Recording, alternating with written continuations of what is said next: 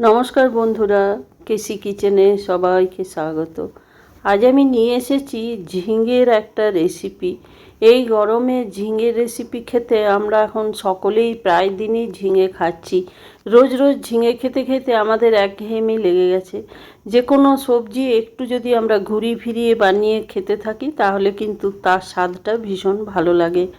চলো দেখে নিই আমি কিভাবে বানাচ্ছি। দেখো, আমি 4টে ঝিঙে নিয়েছি। ঝিঙেগুলোকে এইভাবে প্রথমে খোসাটা ছাড়িয়ে নিয়ে এইভাবে কেটে নিচ্ছি। মোটাগুলো 4 টুকরো করব, আর যেগুলো সরু সরু সেগুলো 2 টুকরো করব। দেখো, এইভাবে সমস্ত ঝিঙেগুলো কেটে নিলাম। তার সাথে একটা আলুকে লম্বা করে কেটে নিলাম। কেটে নিয়ে আমি জল দিয়ে ভিজিয়ে রেখে দিয়েছি, যেহেতু আলু নালে দাগ হয়ে যায়, লাল লাল হয়ে যাবে। আর এইদিকে দেখো, 1 চামচের মতো রাঁধুনি আমি ওটাকে শিলে পিষে নেব। আর এর মধ্যে দিয়েছি জিরে 1 চামচ, কালো সর্ষে 1 চামচ, আদা 1 ইঞ্চির মতো, আর 3টে কাঁচা লঙ্কা। এইটা মশলা, এই মশলাটা আমি পেস্ট করে রেখে নিলাম। দেখো, মিক্সির জারের মধ্যে পেস্ট করে নিয়েছি। এইদিকে একটা কড়াই চড়িয়ে তার মধ্যে কিছুটা সর্ষের তেল দিয়ে দিলাম 1 চামচের মতো গোটা জিরে, আর দিলাম 2টো শুকনো লঙ্কা, আর একটা তেজপাতাকে 2 টুকরো করে দিয়ে দিলাম। দিয়ে দেওয়ার পর সমস্ত ফোড়নটাকে ভালো করে তেলের মধ্যে ভেজে নেব।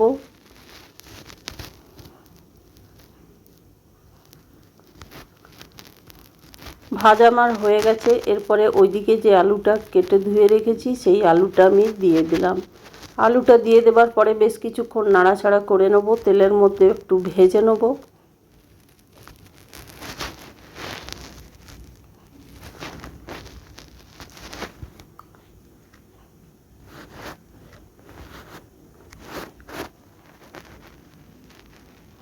এইবার এর মধ্যে পরিমাণ মতো নুন দিয়ে দিলাম, হলুদ দিয়ে দিলাম 1 চামচের মতো, যতটা প্রয়োজন ততটাই হলুদ দিতে হবে। নুন হলুদ দিয়ে আলুটাকে বেশ কিছুক্ষণ ভেজে নেব, তাহলে কিন্তু আলুটা ভাজা হয়ে যাবে আর খেতেও ভীষণ ভালো লাগবে।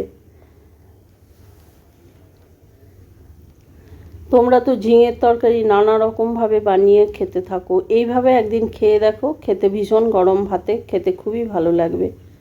এরপরে একটা টমেটোকে লম্বা করে কেটে রেখেছি, সেটাও আমি দিয়ে দিলাম। সেইটা আলুর সাথে দিয়ে একটু নাড়াচাড়া ভালো করে করে নিলাম। এবার ওইদিকে যে মশলাটা আমি পেস্ট করে রেখেছি সেই মশলাটা আমি এটার মধ্যে দিয়ে দিলাম।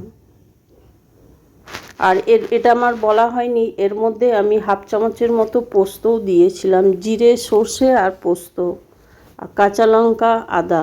এইবার মশলাটা দিয়ে আমি ঢেকে দিলাম, যেহেতু মশলাটাতে একটু জল আছে, আর আলুটাও ওই ঢেকে দিলে অনেকটা সেদ্ধ হয়ে যাবে। এবার ঢাকা খুলে দেখো, আলুটাকে বেশ ভালো করে কষিয়ে নেব। আলুটা আমার কষানো হয়ে গেছে। এইবার আমি যে ঝিঙেটা কেটে ধুয়ে রেখেছি সেই ঝিঙেটা আমি দিয়ে দিলাম। ঝিঙেটা দিয়ে দেওয়ার পর ঝিঙেটাও একটু বেশ ভালো করে নাড়াচাড়া করে নেব বা ভেজে নেব। ঝিঙে খুব বেশিক্ষণ কিন্তু ভাজা যাবে না, কেন কি তাহলেই ঝিঙের থেকে জল বেরিয়ে যাবে। সেই জন্য একটুখানি প্রায় 1 থেকে 2 মিনিটের মতো এটাকে আমি নাড়াচাড়া করে নিলাম মশলার সাথে। তারপরে দেখো ওইদিকে জল দিয়ে দিলাম। মশলাটা আমি আগেই কষিয়ে নিয়েছি, তারপরেই ঝিঙেটা দিয়েছি।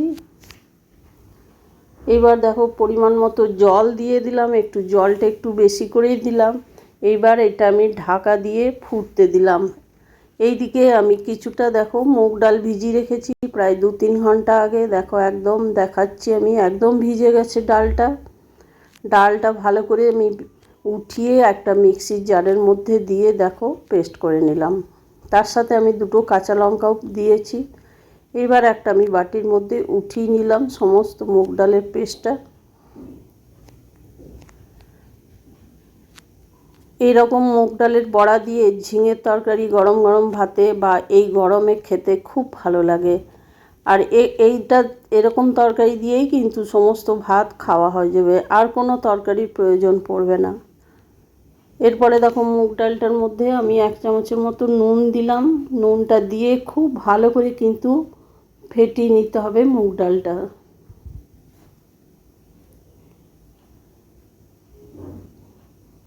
ডালটা খুব ভালো করে আমি ফেটিয়ে নিলাম ওইদিকে। তারপরে এইদিকে একটা ফ্রাই প্যান চড়িয়ে তার মধ্যে কিছুটা সর্ষের তেল দিয়ে দিলাম। সর্ষের তেলটা আমি দিয়ে দেওয়ার পরে দেখো গরম হয়ে গেছে তেল। এইবার ওই মুগ ডাল বাটাটা দিয়ে আমি বড়াগুলো করে নিচ্ছি।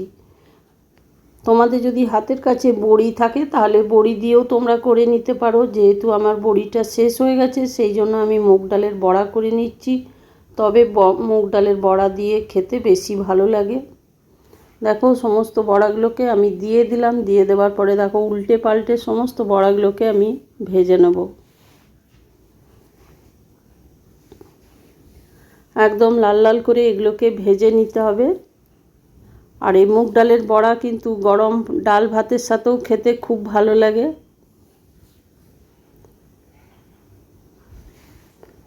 দেখো সমস্ত বড়াগুলো আমার একদম লাল লাল করে ভাজা হয়ে গেছে। এবার আমি সমস্ত বড়াগুলো প্যান থেকে উঠিয়ে নেব একটা পাত্রের মধ্যে। আরও যে ব্যাটারটা আছে সেই ব্যাটারটাও আমি সমস্ত বড়াগুলো ভেজে তুলে নিলাম।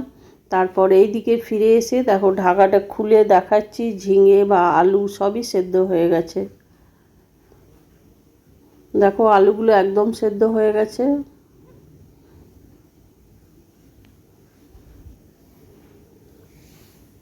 তোমরা তো অনেকে অনেক রকম নানা রকম মশলা দিয়ে ঝিঙে আলুর তরকারি করে থাকো। এইভাবে একদিন আমার মতো এই মশলা দিয়ে বানিয়ে দেখো, খেতে যে কি ভালো লাগবে, না বানিয়ে খেলে বুঝতে পারবে না। এরপরে আমি ঝোলটা ফুটছিল তার মধ্যে দেখো বড়াগুলো দিয়ে দিলাম। যেহেতু ঝোলটা একটু কমে গেছিলো বেশি রকম, সেই জন্য আরেকটু আমি গরম জল দিয়ে দিলাম আর দুটো কাঁচা লঙ্কা দিয়ে আবার ঢেকে 2 মিনিটের মতো এটাকে ফুটিয়ে নিলাম। মুগ ডালের বড়া ভীষণ নরম হয়, সেই জন্য বেশিক্ষণ ফোটানোর প্রয়োজন পড়বে না। 2 মিনিট ফুটালেই কিন্তু বড়ার মধ্যে ঝোলটা বা রসটা ঢুকে যাবে।